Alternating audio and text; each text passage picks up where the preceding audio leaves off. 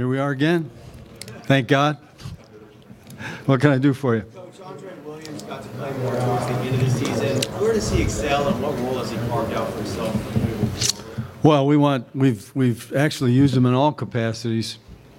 He's an outstanding runner, so first and second down back for sure. But he's done a good job of learning protections, and therefore he's, and he caught the ball much better than anybody gave him any credit for. So hopefully he's, rounding into a guy that can be used in any and all situations.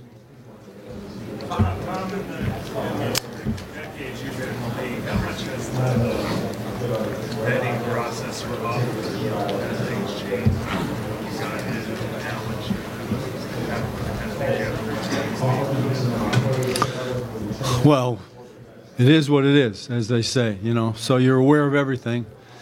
The NFL policies have changed, got more rigid, more strict, and you're just trying to be sure that there's a great awareness on the part of the people that you entertain thoughts about bringing into your program, and you're advised that make sure when you're in a place like this that the conduct policy is understood by the players, and that's the way it should be. So has it changed? It changes with the times. We're a microcosm of society.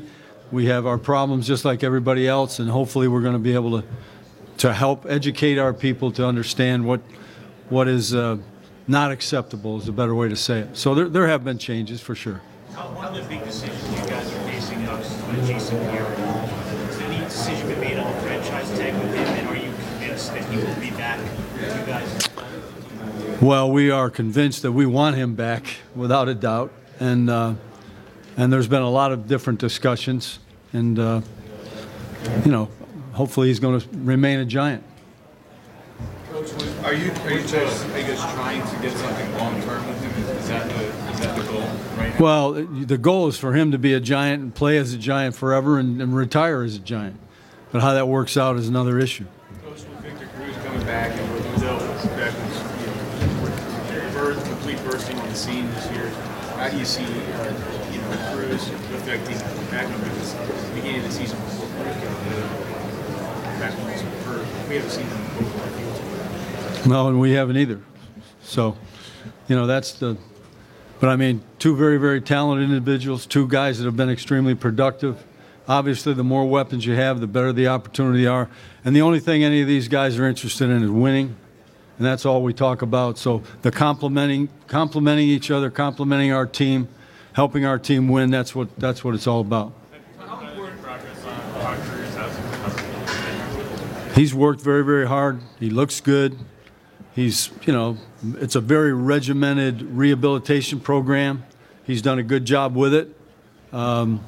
He's where he should be, but and I think very shortly he's going to start running.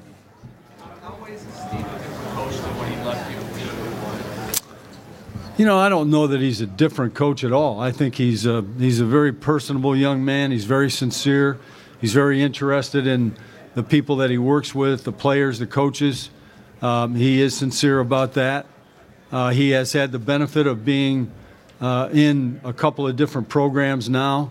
He has run as a head coach a football team in St. Louis, as you know. He's been with New Orleans. He's been with Baltimore. His last stop with John Harbaugh was a very good one, very great experience for Steve. Widened his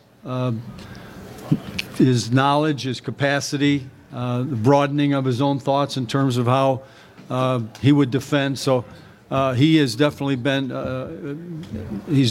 definitely really learned from his experiences, and that's going to benefit our football team. On the base level, though, is it going to be the same as what it was? I wouldn't be that simple. It'll be more sophisticated. There'll be more to it. But there are areas on our football team defensively, situationally, that have got to improve. And I don't know, if to the naked eye whether you'll see a whole lot of difference in that regard, but I'm hoping the production will be a lot different. Table 3, Northern Illinois wide receiver, Deron Brown, table 3. What's that now? You had the extension around this time last year. Do you have any sort of work that was under the I think that part of it's underway. Hopefully shortly you'll have some information about that. Do you have a preferred position for someone like Weston? he a guard or a center? He's a center. Is he going to be a center for you next year? He'll have every opportunity to compete. Coach, the evaluation on Larry Donnell after the season and how he fits in moving forward? He's been very, very productive in one area. I think he's learned an awful lot about what it is to play in this league over an extended period of time, the entire season, the ups and the downs. I think he realizes he physically has to do a better job of preparing himself. We'd like him to be a little bit better blocker. He's had huge games as a receiver and does complement a lot of what we're doing and continues to improve and get better in that regard. Tom, when you said hopefully shortly there might be new news, there was some talk about you just coaching out the last year of your deal. Does that mean that you are negotiating that? I'm not going to say anything about that. As I said, in a short amount of time, you'll discover what's going on. I don't think it's any big mystery. You don't have to be overly concerned about anything secretive. There's nothing to it, really. Is that something that you need, that you needed to move forward here, like to have that security for the other years? Security? Thank you very much. There's 32 guys that coach 1 year at a time, and that's the way it is. Now, I don't care how many years you got on your contract. But it would be financial security. Well, how important is that to you moving forward? well, the important thing is to be the head coach of the Giants, and everything else will take care of itself. Tom, if I may ask you to look back during this year's Super Bowl, Jermaine Kearse's catch brought back a lot of painful memories. Patriots fans who were right there. Did it rekindle fonder memories for you versus Super Bowl 42 it did. I thought it related to 42, not to 46. I thought the play at 46 was one of the finest, precision executed plays you'll ever see. I mean, the pass, the catch, the whole business. So there was nothing out of the ordinary about the execution of that particular play at this level. The two comparable plays are 49 and 42. Tom, your memories, kind of the first few combines, are you amazed at how much has changed and grown over the years? There's an awful lot that's changed from the very first ones that I can remember attending. I can remember being in New Orleans with, a registry of all the position players that you had to look at, and there was literally a film bank there is what we utilized at first. But in coming here, it's gotten better every year, and certainly the ability to be more efficient is trying to be done as well. So there's an awful lot of things that have to be accomplished in a very short amount of time. Let's put it that way. Last time we talked about defense and having to analyze where everything was. What did it come down to for you, or why you decided to make that change? We talked about obviously Steve made that change. What was it with Perry? That remains. That's going to remain my thoughts and why. I just thought change was necessary. And it's Steve's best. His best defense has had mostly just in top. Michael Strahan kind of revolving around. Even if you bring back Jason Pierre-Paul, you still need more pass rushers to really make his defense. You're always trying to be better, and we certainly do believe that would be a great addition, along with some other things as well. You have Robert Ayers, obviously, from Montreal. Is there, do you have some potential already on the roster? Well, I think so, yeah. But, I mean, we'd like to add to that potential as well. Intro roles, obviously, where is that on the priority list? Did bring back him for what he brings, maybe even aside from the fact that what he does as a player? He's an outstanding young man, and really, to be honest with you, I've never come across a player that was more interested in his team and trying to help his team be better any way he could.